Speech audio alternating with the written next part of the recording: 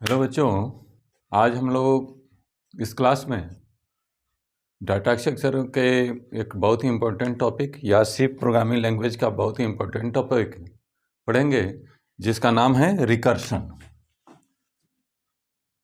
Recursion, ठीक है ना। रिकर्शन एक बहुत ही इम्पोर्टेंट टॉपिक है जिसको कि हम लोग अपने प्रोग्रामिंग में यूज करते हैं।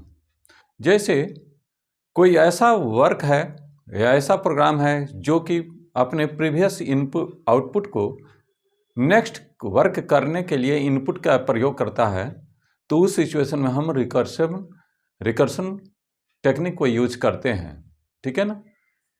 और रिकर्शन है क्या, इसको पहले हम लोग समझ लेते हैं, ठीक है ना। रिकर्शन को समझने के पहले रिकर्सिव समझते हैं, ठीक है ना। हमको तो पता है, आपको भी पता है कि कोई भी फंक्शन दूसरे फंक्शन को कॉल करता है, तो इसमें क्या होता है, एक तो कॉलिंग फंक्शन होता है, कॉलिंग फंक्शन और कॉल्ड फंक्शन।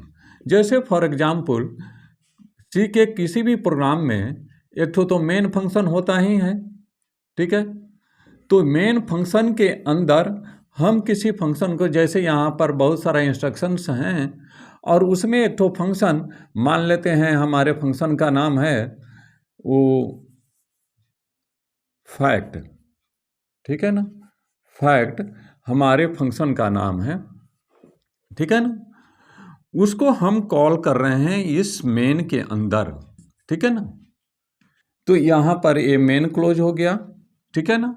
अब इस फंक्शन को जब हम कॉल कर रहे हैं तो इसका भी तो डिफिनेशन होगा, तो उसके डिफिनेशन को मान लेते हैं ये कुछ रिटर्न करता है, तो ऐसा ही ना हम रिटर्न कराते हैं, फैक्ट फंक्शन का नाम देते हैं और इसमें हम कुछ पैरामीटर भी पास करते हैं, int मान लेते हैं n है, ठीक है ना।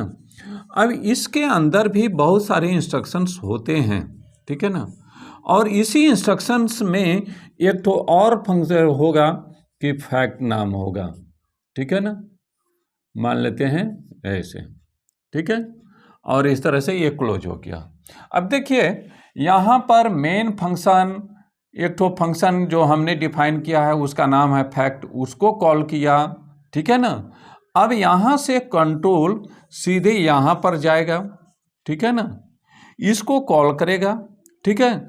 और उसके बाद ये सारे स्टेटमेंट को एग्जीक्यूट करते करते फिर ये अपने आप को कॉल कर रहा है यहाँ पर। तो कॉल करने का मतलब है कि ये फिर इसका भी तो डिफिनीशन होगा ना, तो यहाँ पर फिर इसका एक डिफिनीशन होगा, int फैक्ट, एक फिर डिफिनीशन होगा, ठीक है ना। तो इस तरह से ये अपने आप को कॉल करता हुआ चला जाएगा।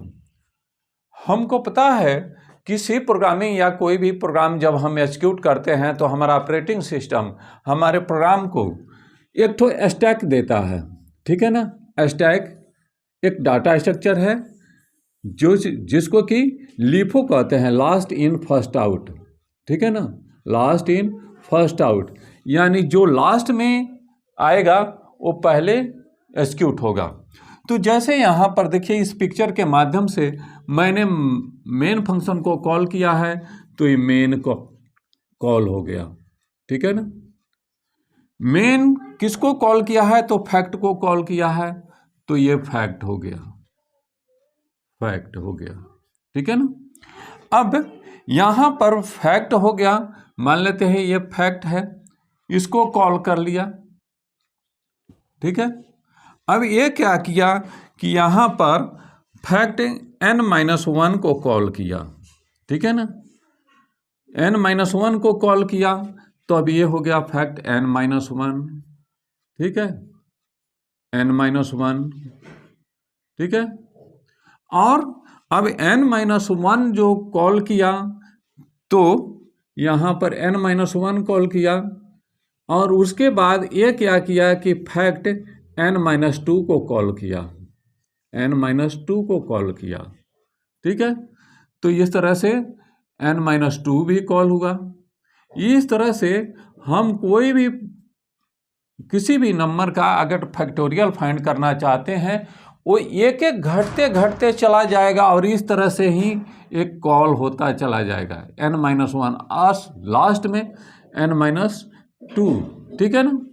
और इस तरह से फाइनली हम लोग यहाँ पर कुछ रिटर्न करेंगे। ये हर फंक्शन अपने आप को रिटर्न करेगा, रिटर्न, ठीक है ना। यहाँ पर रिटर्न होगा, रिटर्न, ठीक है। और यहाँ पर भी हम लोग क्या करेंगे, एक ठो रिटर्न करेंगे x, और x इजकल टू फैक्ट, और उसके बाद इसको प्रिंट हम करा देंगे, ठीक है ना।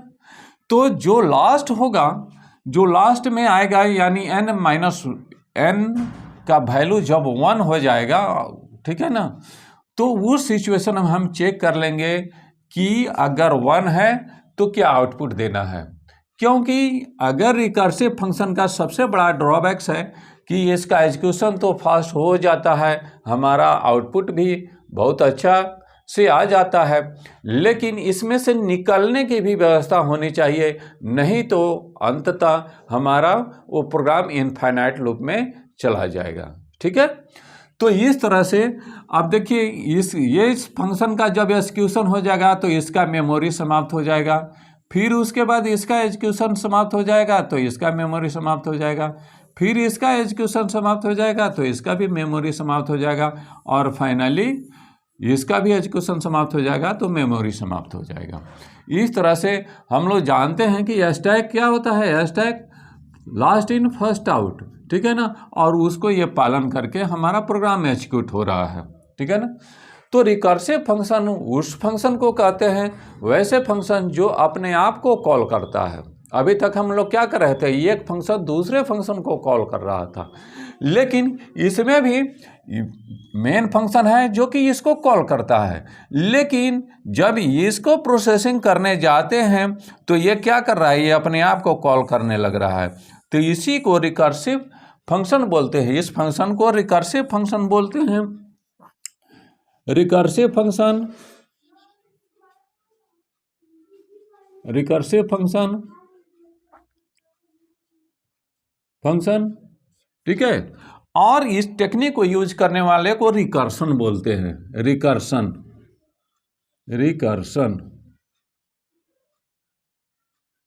ठीक है। तो इसका डिफिनेशन क्या हो सकता है, recursive function is a function that call itself, ठीक है ना। Recursive function is a function that call itself, recursive function,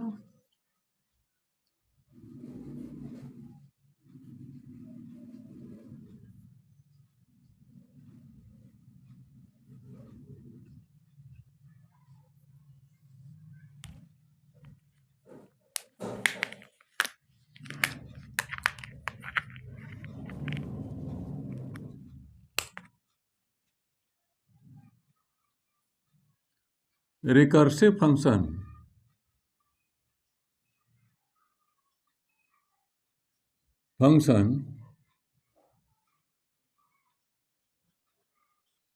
is a function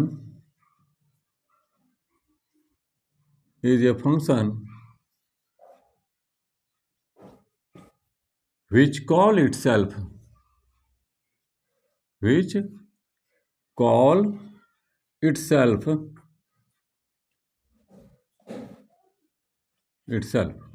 ठीक है ना। उसको रिकर्सिव फंक्शन बोलते हैं। The function which records the function,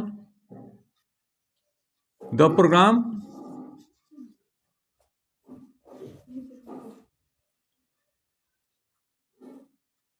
which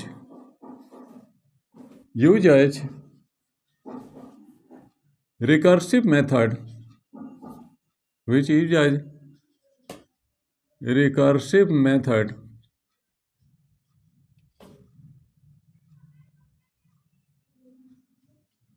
method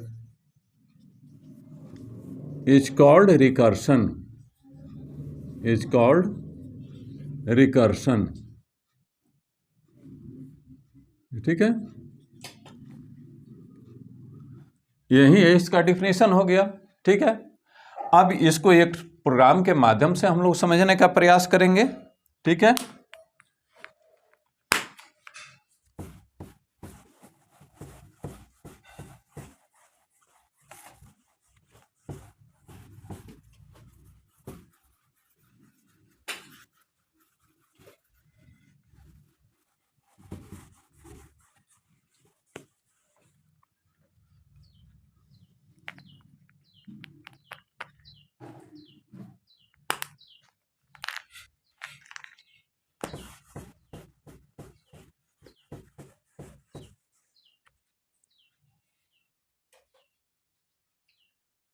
write a program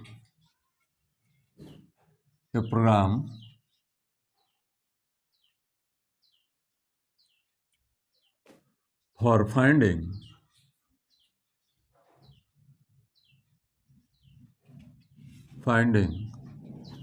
factorial real of a given number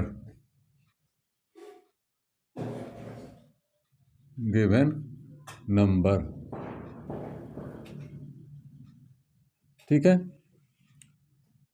factorial के बारे में तो आपको पता है कि जैसे अगर किसी नंबर का फैक्टोरियल हमको फाइंड करना है तो क्या होता है, उस नंबर से कंटिन्यूअस एक एक घटते घटते 1 तक जितने सारे नंबर आते हैं उसका मल्टीप्लिकेशन होता है। जैसे फॉर एग्जाम्पल यहाँ पर 5 का फैक्टोरियल हमको फाइंड करना है। ठीक है ना, तो 5 का फैक्टोरियल क्या होगा, फैक्टोरियल ऑफ 5 रियल ऑफ 5 क्या होगा, तो 5 multiplied by 4 multiplied by 3 multiplied by 2 multiplied by 1 equal to कितना होगा, 120 होगा। ठीक है ना, तो यही हुआ 5 का फैक्टोरियल। ठीक है ना, तो इसी को हमको अपने प्रोग्राम के माध्यम से फाइंड करना है। अब देखिए यहाँ पर देखिए एक तो प्रोग्राम बना रहे हैं, उस प्रोग्राम को इंक्लूड stdio.h। ठीक है, उसके बाद प्रोटोटाइप डिक्लेरेशन कर देते हैं। ये तो आपको पता है हमारे फंक्शन का नाम क्या है, फैक्ट, और इसके अंदर हम एक आर्गुमेंट पास करेंगे जो कि इंटीजर टाइप का होगा। ठीक है ना, मान लेते हैं वो x होगा। ठीक है ना, अब अपने मेन फंक्शन को हम डिफाइन करते हैं। Main function int main. ठीक है, उसके बाद हम क्या करते हैं, अब इसके अंदर एक तो वेरिएबल डिक्लेयर करते हैं। चूंकि यूजर इनपुट लेगा तो मान लेते हैं वो वेरिएबल n है। ठीक है, अब मैसेज शो करा देते हैं, printf इंटर ए नंबर।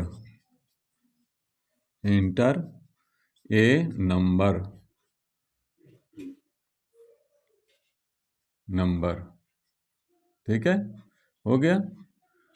उसके बाद scanf %d address of n में स्टोर कर दे रहे हैं इस नंबर को। ठीक है, और इसी के यहीं पर एक तो और वेरिएबल हम डिक्लेयर कर देते हैं जो कि जिसका नाम है m। ठीक है ना, और अब फंक्शन को कॉल करते हैं, और चूंकि रिटर्न करने वाला है तो रिटर्न करने के लिए फंक्शन को हम राइट साइड में देंगे नाम फंक्शन फैक्ट, और n में पास कर रहे हैं। ठीक है ना, और उसके बाद अब इस m के वैल्यू को प्रिंट करा देंगे तो हमारा फैक्टोरियल डिस्प्ले कर देगा। तो printf फैक्टोरियल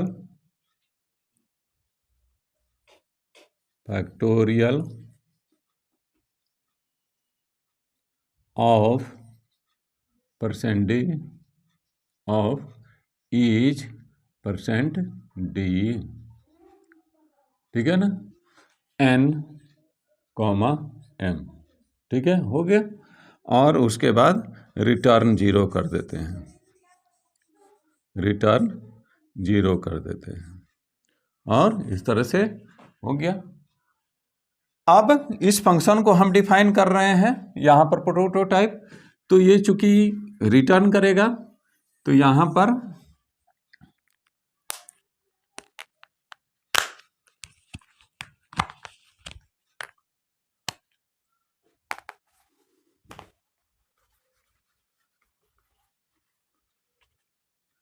पर हम डिफाइन करते हैं इसको int फैक्ट, ठीक है, और इसमें क्या पास करते हैं, यहाँ पर x पास कर रहे हैं, int x, ठीक है। अब हम करते क्या है कि इसमें चेक करते हैं if x less than equal to 1, तो क्या करना है, return 1, return 1, else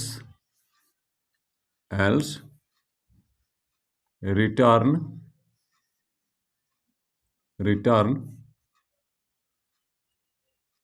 x multiplied fact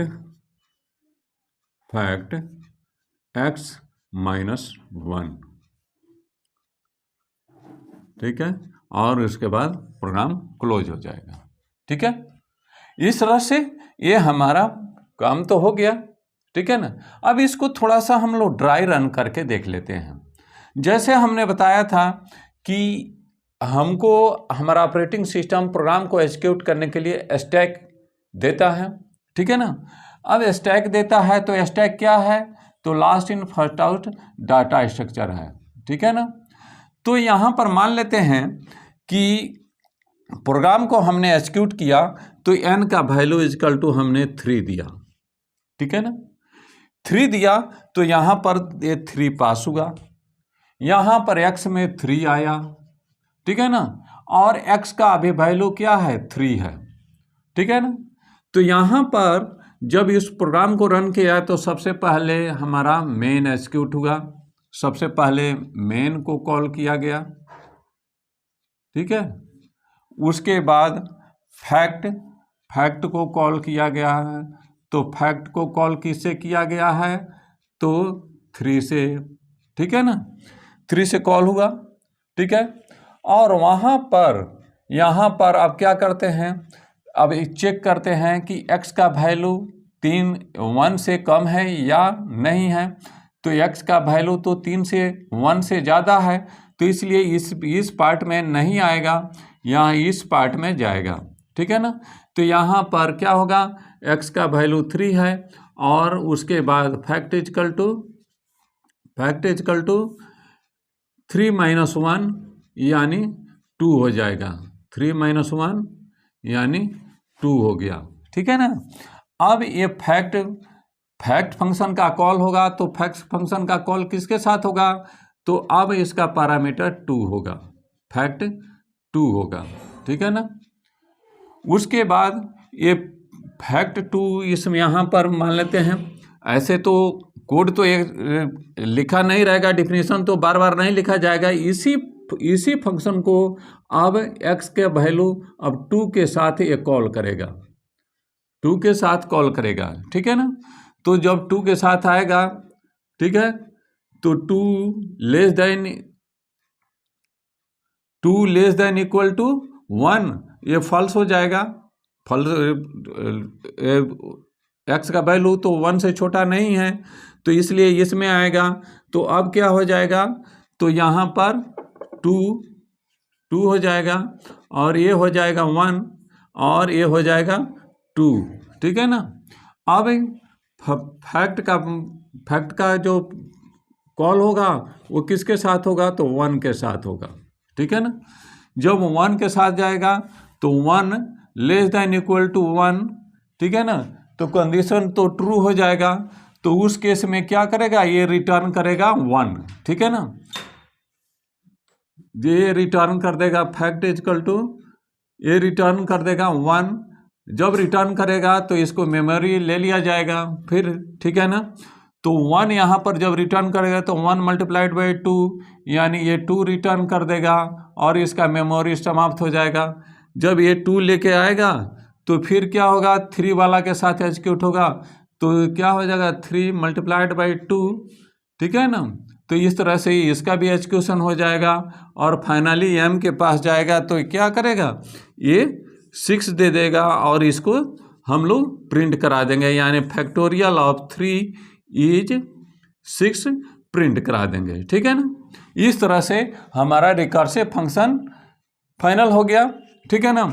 अब हम देखते हैं, इसमें देखते हैं, चूंकि हर प्रोग्राम में हम लोग रिकर्सिव फंक्शन को यूज नहीं करेंगे, वैसे सिचुएशन में जब नेक्स्ट का आउटपुट प्रीवियस के इनपुट के लिए ज़रूरी हो तो उस सिचुएशन में हम लोग इसको यूज करते हैं, यानी अगला जो काम करेंगे वो उसके पहले वाले के लिए इनपुट का काम करेगा, तो उस सिचुएशन में हम लोग रिकर्सिव फंक्शन को यूज करेंगे। इसका सब जगह हम यूज नहीं करते हैं। धन्यवाद।